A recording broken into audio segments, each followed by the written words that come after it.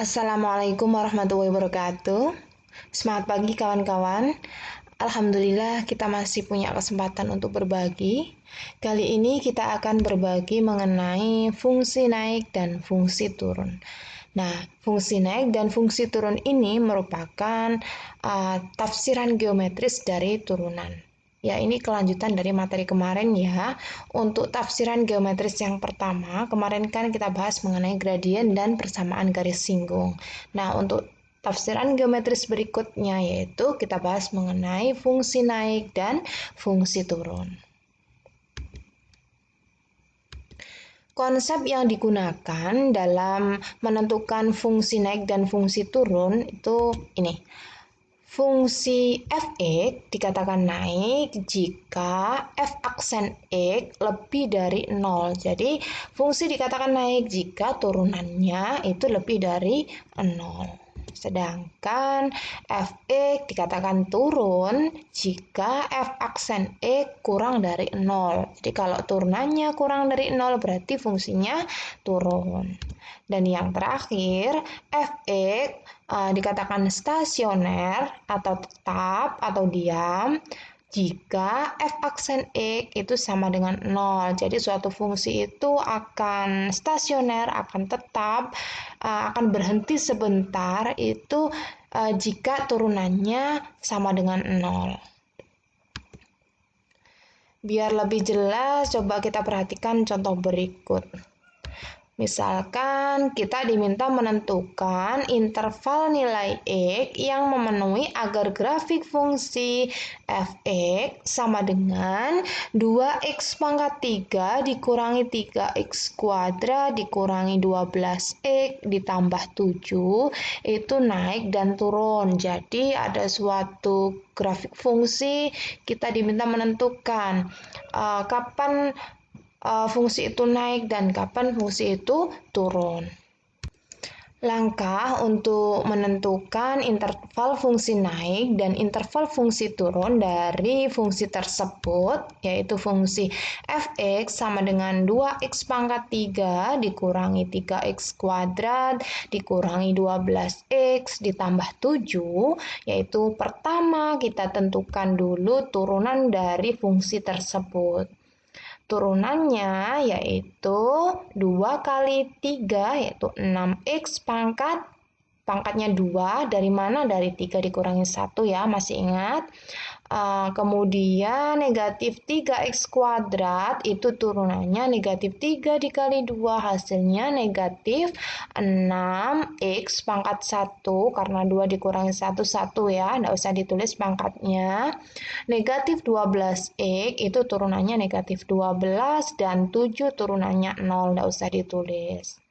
Turunan ini dibuat sama dengan 0 karena kita ingin menentukan titik stasionernya dulu sebagai batas dari interval fungsi naik dan fungsi turun. Jadi meskipun kita tidak mencari titik stasioner, tetap kita tentukan titik stasionernya sebagai batas interval fungsi naik dan interval fungsi turun.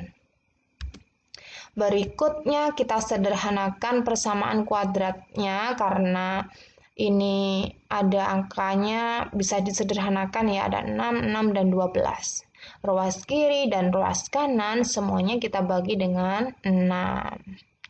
6x kuadrat dibagi 6, hasilnya tinggal x kuadrat, negatif 6x dibagi 6, hasilnya negatif x, dan negatif 12 dibagi 6, hasilnya negatif 2. 0 dibagi 6 hasilnya 0. Setelah kita sederhanakan, kemudian kita faktorkan, x kuadrat kita faktorkan menjadi x dikali x, kemudian kita tentukan bilangan berapa kali berapa sih, kalau dikalikan hasilnya negatif 2, kalau ditambahkan hasilnya negatif 1.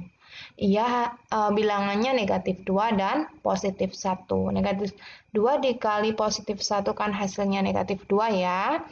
Negatif 2 ditambah 1 hasilnya negatif 1. Sudah sesuai. Kita lanjutkan, berarti kita punya X dikurangi 2 sama dengan 0, atau X ditambah 1 sama dengan 0. Ini negatif 2 pindah ke ruas kanan jadi positif, jadi kita punya X sama dengan positif 2, atau yang ini positif 1 pindah ruas kanan menjadi negatif 1, jadi kita punya X sama dengan negatif 1. Setelah kita dapatkan X di mana fungsi tersebut stasioner, yaitu 2 dan negatif 1, kita gambarkan ke dalam garis bilangan. Nah, ini kita letakkan, jangan sampai salah meletakkan ya. Jadi negatif 1 letaknya berarti di sebelah kirinya 2. Kalau kebalik nanti jadi salah. Setelah itu kita tentukan tandanya. Tanda di ketiga selang ini kan suatu garis bilangan dibatasi negatif 1 dan 2, berarti kita punya 3 selang ya. Di kiri, di tengah, dan di kanan. Nah, ini kita tentukan tandanya positif atau negatif. Kenapa harus ditentukan tandanya positif atau negatif? Karena sesuai dengan konsep yang sudah kita bahas tadi ya. Jadi suatu fungsi itu akan naik jika turunannya itu lebih dari 0 dan akan turun ketika turunannya kurang dari 0. Nah, berarti kita cek dulu di sini itu lebih dari atau kurang dari. Nah, itu nanti yang akan kita pakai pedoman dalam menentukan interval fungsi naik dan interval fungsi turun. Untuk mengecek tanda, ini kita boleh ngambil sembarang angka, kemudian kita masukkan ke dalam turunan fungsinya. Tapi saran saya sebaiknya ambil angka yang paling mudah dihitung, yang nanti hasilnya tetap benar tapi perhitungannya mudah. Contohnya saya ambil angka 0. Angka 0 itu kan letaknya di selang yang tengah ya. 0 kan diantaranya negatif 1 dan 2. Nah, kita masukkan ke dalam turunannya ini. Kita cek. Kita masukkan 6x kuadrat, jadi 6 kali 0 kuadrat dikurangi 6x, berarti 6 kali 0 dikurangi 12. Nah, kalau dikali 0 kan semuanya jadi 0 ya. Berarti yang ini habis, tinggal negatif 12. Yang kita butuhkan di sini bukan bilangannya, tapi kita butuhkan tandanya saja. Jadi ini tandanya negatif. Mungkin ada yang tanya gini, kalau kita pakai angka selain 0, apakah juga akan menghasilkan tanda yang sama? Iya, pasti nanti tandanya sama, yaitu negatif kalau angka yang kita ambil letaknya di antara negatif 1 dan 2. Ya kalau bilangannya pasti beda karena angka yang kita masukkan beda, tapi tandanya pasti sama, yaitu negatif.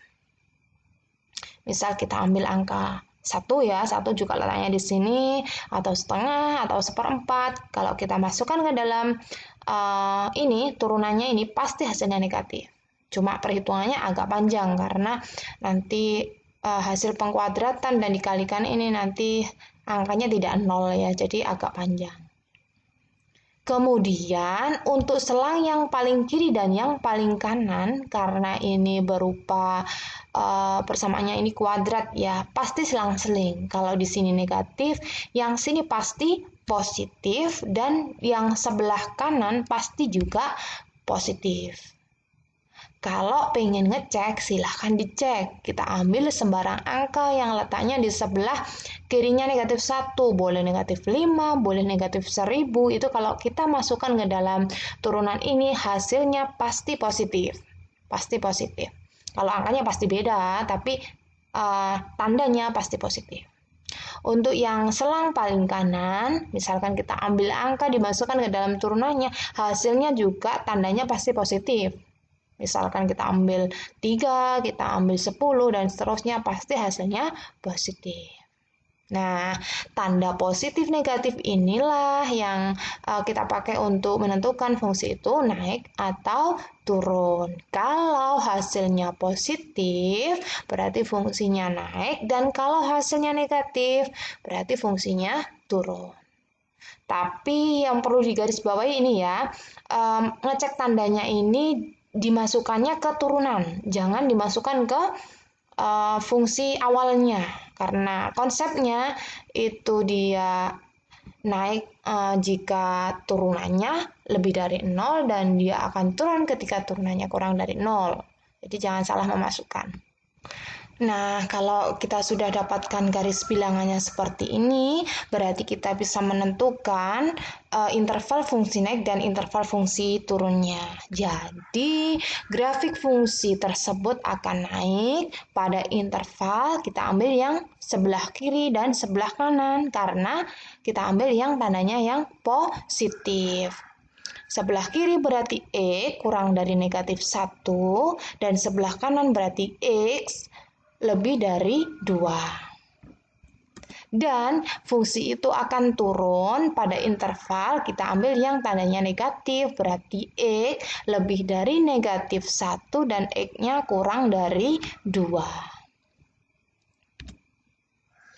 Oke, saya rasa cukup penjelasan mengenai fungsi naik dan fungsi turun. Terima kasih atas perhatiannya. Wassalamualaikum warahmatullahi wabarakatuh.